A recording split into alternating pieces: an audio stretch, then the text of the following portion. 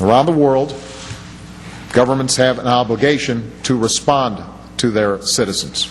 Oh, really? Did you respond to your citizens when we said no more spending, no more goons, no more unionism, no more stealing from the Treasury? You liar, you! Where a new generation of citizens has the right to be heard. How about this generation in this country? We have a right to not be fleeced by you and your union thugs. Maintain power through consent, not coercion. That is the single standard by which the people of Egypt will achieve the future they deserve. Have you ever heard a bigger liar in your life than this man? But the United States, a more myopic president never existed. Of the Egyptian people, and work with their government in pursuit of a future that is more just, more free, and more hopeful. The community organizer. There it was, ladies and gentlemen. You just heard it. You just heard it with your own ears.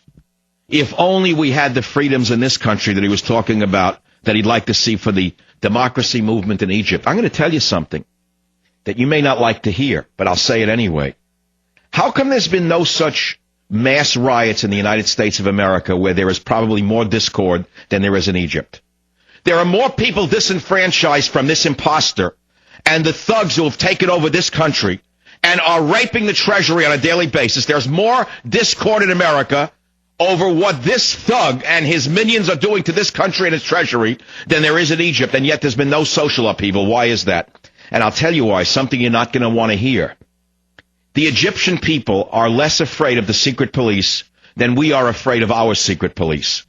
We are so controlled in this country by the FBI, by DHS, and every other police agency in this country that there's almost no opportunity for such a so-called social networking revolution to occur in this country. You heard me. We are living in an absolute police state. Oh, it doesn't look like it. Oh, it doesn't feel like it.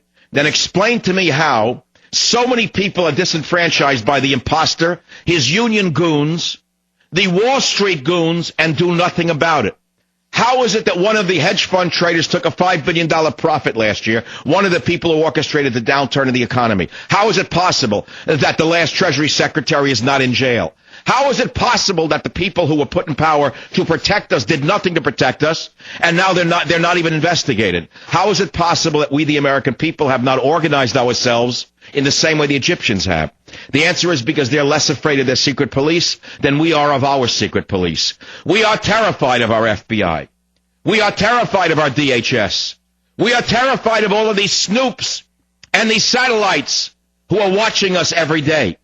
This country is a lockdown police state, and people fear for their freedom if they even speak out, let alone act out. They're afraid to say what they think at work. They're afraid to say what they think in their own house for fear their children will report them in a school. You tell me we're not living in a prison state? You're mistaken. And so when I hear this imposter of our president get up there with that thin little speech of his that he just gave, I'm sick. Which side was he on? You tell me which side Obama was just on. He was on the side of the rioters. He is on the side of the Muslim Brotherhood. He is on the side of radical Islam. Make no mistake about it, my friends. There's no other way to see it. He should have been supporting our ally in Egypt. He should have come out clearly and said that we will not tolerate the takeover of Egypt by radical forces. We will supply the U.S. military if necessary to protect our most important ally on the Suez Canal.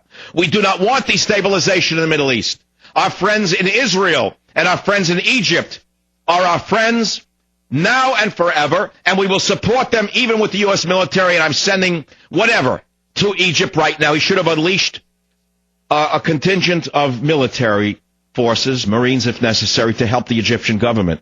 Instead, it almost sounded as though he wanted the government to fall. I am telling you this happened before. We're watching history repeat itself. Jimmy Carter, the communist, Jimmy Carter, the lifetime America hater, Jimmy Carter, the Jew hater, did this back in 1980 with the Shah of Iran. It is history repeating itself. Many of you weren't around then, or you were children, or you don't even remember it. I'm lucky because I've been around a very long time. And I've seen it all. It's like watching the world go around again. I thought we would have learned from history. But apparently we haven't learned from history. And I have to repeat, the great statement of the Spanish philosopher Santayana, who said, those who do not know their history are condemned to repeat it. Now, either Obama is as shallow as I think he is, or worse, he's in cahoots with the radicals around the world. I'm not sure, but it doesn't matter to me anymore. I think Obama's on the wrong side of this issue. I'd like to talk with you about it today on the Savage Nation. I am ashamed of my president. I think he owes the people of the world an apology for what he just said, and I'd like to hear what you have to say.